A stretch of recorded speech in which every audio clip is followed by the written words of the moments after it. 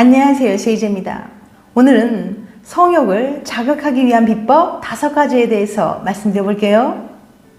구독과 좋아요, 알림 설정까지 해주실 거죠? 그럼 바로 시작할게요.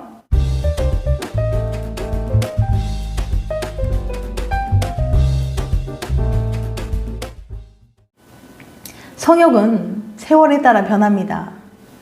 삶의 어떤 단계에서는 더 많은 성적 욕망을 가지고 다른 어떤 때에는 더 적어지기도 합니다. 이런 변화는 지극히 정상적이며 여러 가지 요인에 달려 있어요. 혹시 요즘 성욕이 낮다고 느낀다면 성욕을 자극하고 다시 성생활을 즐길 수 있는 방법에 대해서 문헌학자이자 번역가이며 현재 스페인어 문학과 교수인 버지니아 마르티네스의 글을 바탕으로 말씀드려 볼게요. 남자와 여자의 성욕. 요즘은 여자가 특정 나이가 되면 성욕을 잃는다는 고정관념이 잘못되었다는 걸 인식하는 사람들이 많습니다.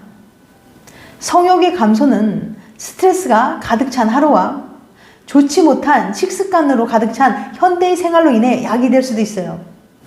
이는 여자와 남자 모두에게 해당됩니다. 성욕의 감소는 정상적인 삶의 특정 시기나 단계에서 남성과 여성 모두에게 영향을 미칩니다. 그렇지만 성욕 부족이 오래 지속되어 개인의 삶에 영향을 주기 시작했다면 문제로서 인식해야 합니다. 그냥 계속 방치하다 보면 더 큰 성욕 상실을 유발할 수 있는 스트레스를 피할 수 없기 때문이죠.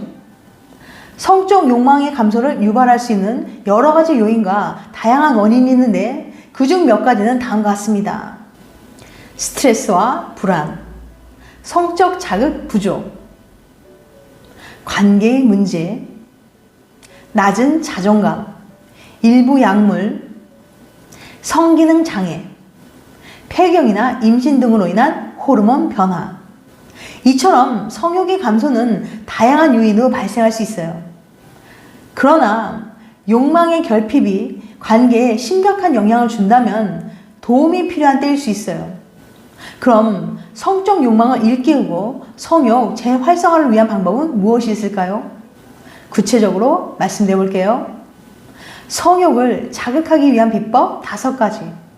첫 번째, 파트너와 소통해서 새로운 방법 시도하기.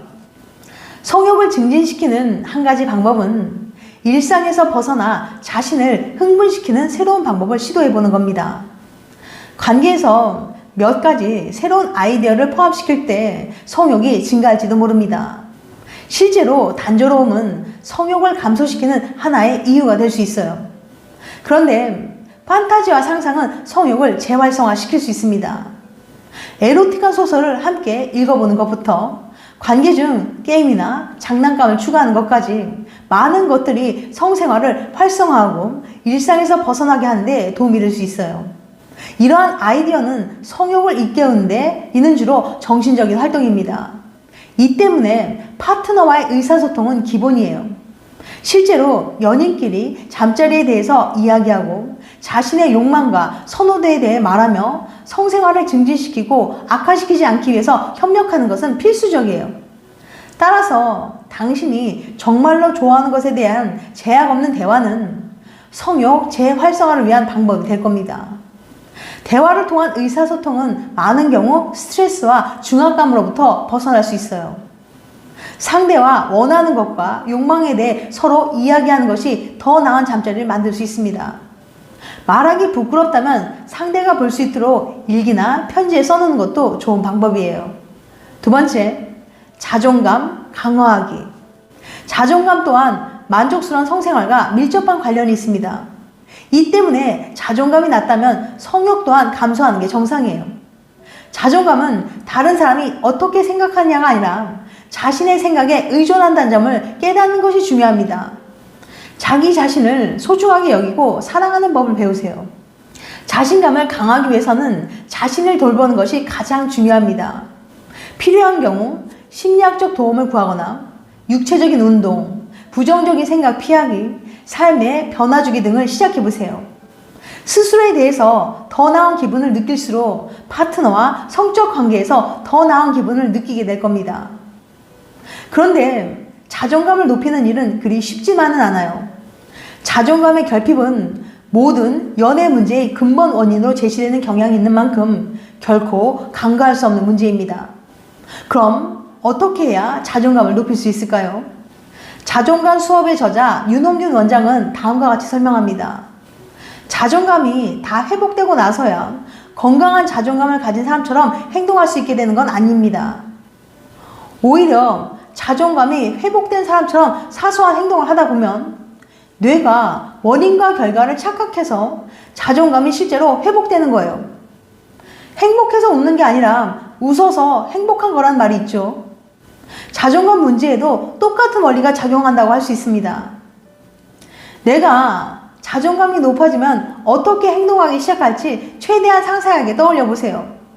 가슴을 펴고 턱을 치켜들고 당당하게 걸을 것 같나요? 아침 출근길에 단 5초만이라도 그런 자세를 취하여 출근길을 위풍당당하게 휘어잡아 보세요. 하다 보면 그런 작은 행동이 점점 쉬워지고 익숙해집니다. 그리고 그 작은 변화가 쌓여서 당신의 자존감에 실제로 큰 변화가 일어나게 될 거예요.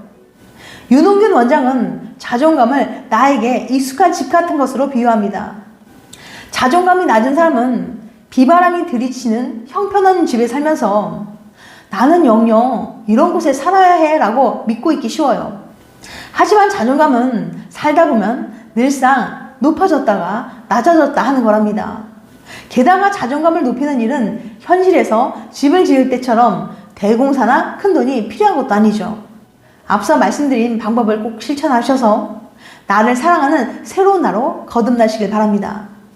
세 번째, 자기 위안하기. 자기 위안은 성욕을 감소시키지 않습니다. 반대로 성생활에 많은 이점을 제공해요. 실제로 이를 통해 스스로를 더 잘 알게 되며 자신의 욕망과 성적 신호를 이해하는 데 도움이 됩니다. 이는 결과적으로 파트너와 함께 있을 때 많은 이점을 가져올 겁니다. 성관계 개선을 위해 자기 몸을 더 잘 알 수 있게 해주니까요. 이외에도 자기 위안은 절정에 도달하게 해주며 이로 인해 육체적, 정신적 건강에 이점을 제공합니다. 이는 성욕을 재활성화하는 긍정적인 영향을 미칠 수 있어요. 네 번째, 전반적인 건강 돌보기. 건강하고 균형 잡힌 삶은 전반적인 웰빙의 핵심입니다. 이런 의미에서 그저 균형 잡힌 식단이나 정기적인 운동에 대해서 이야기하는 것이 아닙니다. 실제로 웰빙에는 휴식, 재미, 스트레스 피하기, 건강한 대인관계 유지하기, 자신에게 시간 쓰기 등과 같은 측면도 포함되어 있어요. 스트레스 같은 요인에 의해 삶이 변화했다면 성욕이 감소하는 게 정상입니다. 마찬가지로 건강에 문제가 있다면 성적 욕망도 줄어들 거예요. 다섯 번째, 필요한 경우 도움 요청하기. 관계에서 문제에 대해 이야기하고 금기와 나쁜 관행을 제거하는 것은 성생활을 증진시키는 열쇠가 됩니다. 많은 경우 다양한 원인과 이유로 전문가의 도움을 받기로 결정해야 합니다. 성기능 장애, 우울증 또는 기타 문제가 있는 경우 심리적 또는 성과 관련된 치료사가 정말로 성욕 결핍 극복을 위해 도움을 줄 수 있어요. 반면 많은 사람들에게 있어 성욕 결핍은 부족한 성교육이나 성과 관련된 금기로 인한 악순환의 결과입니다. 따라서 일부 사람들은 성관계 중 제약을 느끼는 경향이 있으며 이는 단조로움과 불만족을 유발할 수 있어요. 이러한 이유로 우리는 섹스가 부끄러운 것이 아님을 이해할 필요가 있습니다. 섹스는 신체적으로, 정신적으로 부부로서 즐길 수 있는 웰빙 증진을 위해 존재하는 겁니다. 지금까지 성욕을 자극하기 위한 비법 5가지에 대해서 말씀드렸어요.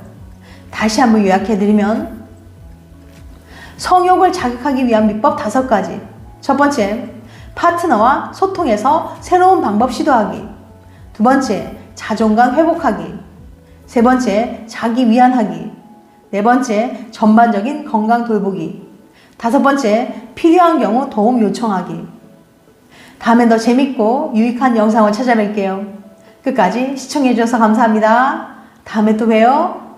안녕.